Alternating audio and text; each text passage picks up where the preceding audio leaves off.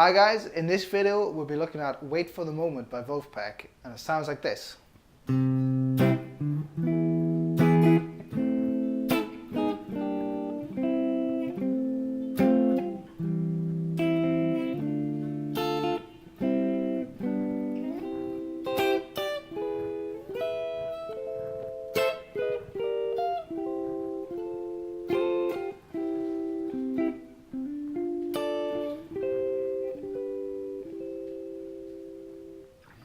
So hello and welcome to this Wait for the Moment guitar lesson. My name is Thomas, and in this video we'll be going to look at how the chords work for Wait for the Moment and where to play them on the guitar. This is going to be a bit of a different lesson because there isn't a guitar part for this song, but it's such a good song, so much fun to jam and play along to.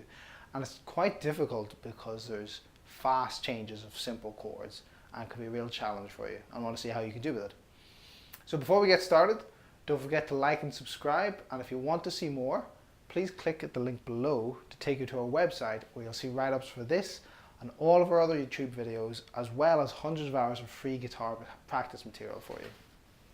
So let's get started. We're in the key of C major, and the song is essentially just one big loop.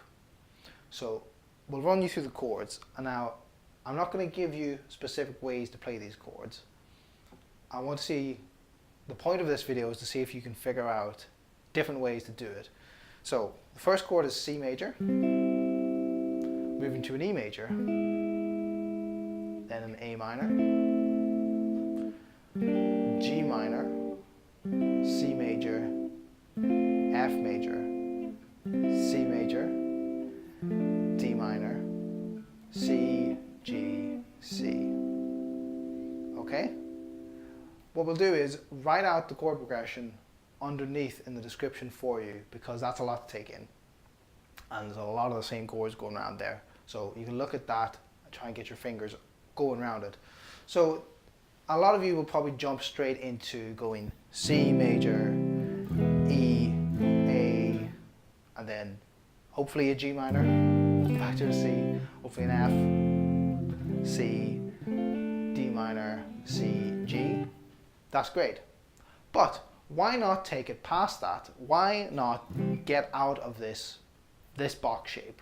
Why not break it down into simpler chords? Now remember, a chord is just more than one note played together, so two or more played together. It just so happens when we play this on a guitar, we're playing 5 strings, but still only 3 notes. So what happens is some of the notes get doubled up. So we've got C, E, G, and then C and E again. So they get doubled up to make a big sound. So if we strip that back and just take the 3 notes that these triad chords are used, we've got a C here, an F, A minor, G minor, C, F, C, D minor, C and G again. So what I want to see is, can you figure out where to play these chords? Now, you might be looking at my fingers going, how to do that? Where did those chords come from? How does you know where to put those are? Here's the trick. Among these chords that you play, these caged chords, exist lots of groups of triads. Because these notes are doubled up in some cases, it means within this shape, there's a bunch of mini triads if you strip it back, right? So the first C I played, this was 8 on the E, 8 on the B, 9 on the G. Where does that come from? That is just the top end of an E bar chord. So your E major shape moved up, you see I'm not breaking my fingers apart, moved up to the 8th fret, then I strip those bottom notes, the bottom 3 strings away, and I'm left with.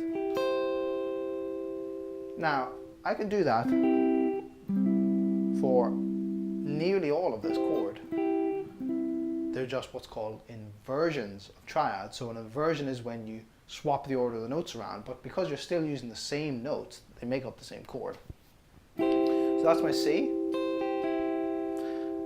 My E major was this. So that is 7 on the E, 9 on the B, 9 on the G.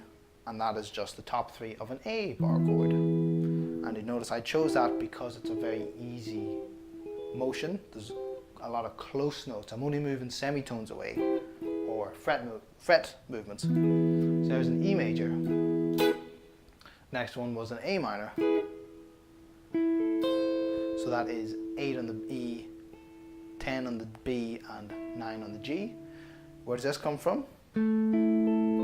This is just a D minor shape moved up. So my first finger would be, if I continue where the nut is as my bar, my first finger would be on the 7th fret. So I take that away, I'm left with 3 notes. And then a G minor, which was the next chord. 10 on the E, 11 on the B, and 12 on the G, right? That's the top end of an A minor bar chord. Just take out these 2 notes, I'm left with this, right? So C, E, A minor. So if I bring this a little bit closer, you might be able to see. C, E, A minor, G minor, C, and then an F. And this F is the same shape as I used in the E, just moved up a semitone. So again, from that A shape to a C, then to a D minor. Where is this shape coming from? Top end of an E minor bar chord shape. It's just that. Top end of that, back to a C, and then a G. So where's this G coming from?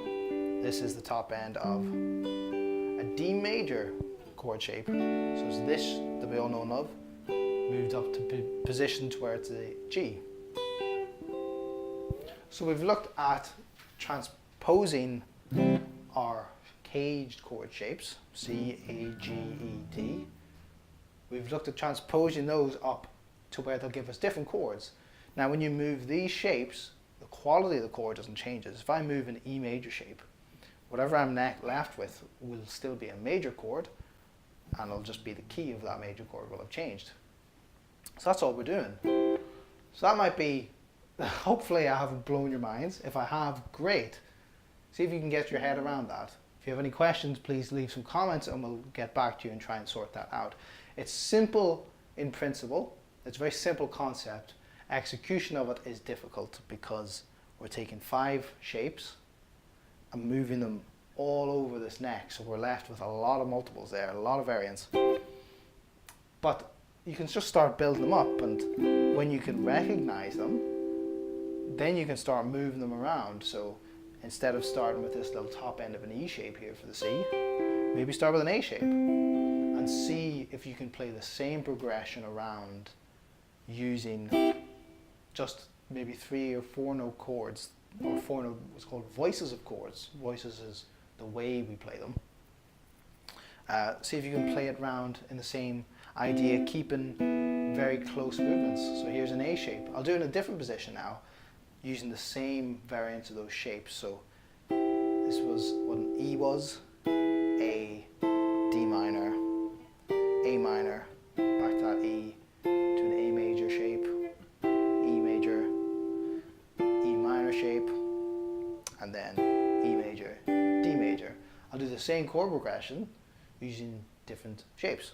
So my C will be here now, and the way I can tell is just if I do an A bar chord, I've got C, so I'll just take the top 3, there we go. That's a quick way for you. So C, this is in an A shape, moving to E, in a D shape, just this. A minor, in an E shape. See, I'm doing very small movements of where these notes are going. So there's an A minor. Let's go G minor, back down again, back to that C, into an F. This is again a D shape.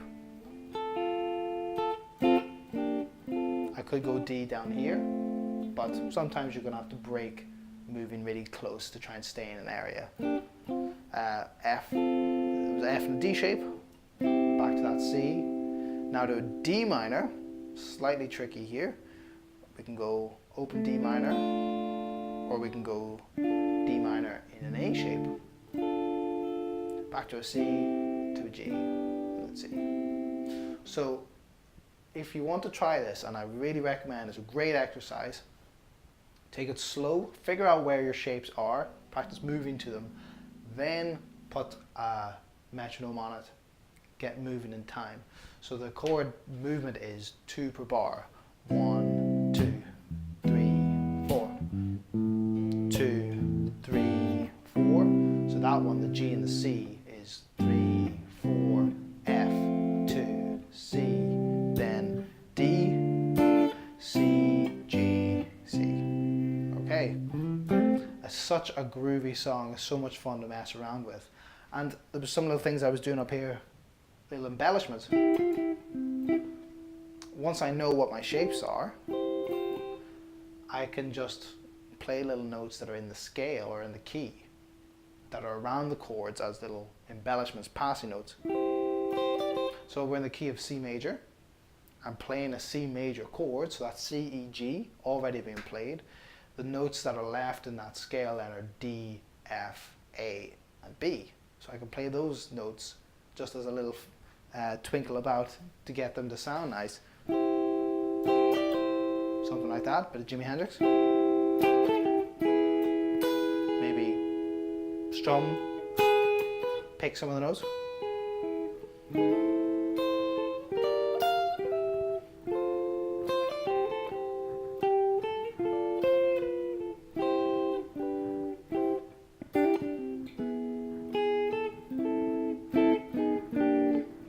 Ooh, haha.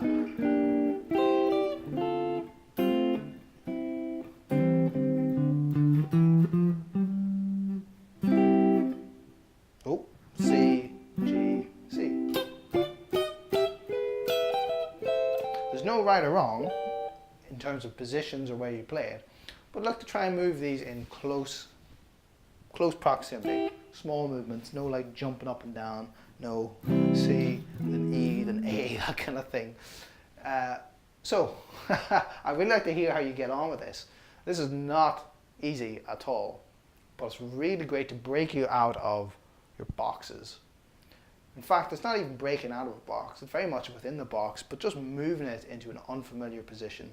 Remember, all of these chords that you know as cage chords work everywhere. You just got to figure out where to position it to get what particular type of chord you want. So there's another example of an exercise you can do. Can you play the chord C major using all 5 of the cage shapes? C, A, and then a G shape, D shape. Oh, I can't do it now. Up here. And then an E shape. Can you do that with all of them? Give it a go. Alright, that's been it for me. Best of luck with the practice. Please let me know how you get on if you do try this. I'd be really interested to hear it. Best of luck with practice, and I'll see you next time.